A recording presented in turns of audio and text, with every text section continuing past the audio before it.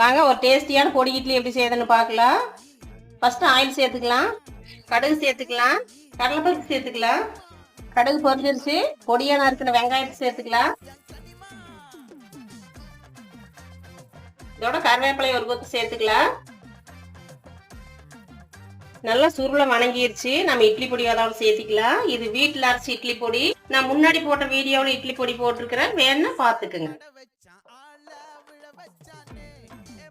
இட்லி அதோட சேர்த்துக்கலாம்.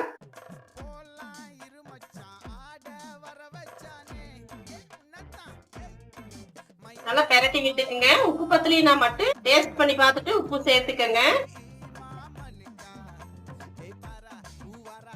ஒரு டேஸ்டியான பொடி இட்லி ரெடி. குழந்தைங்க ரொம்ப விரும்பி சாப்பிடுவாங்க. ட்ரை பண்ணி பாருங்க.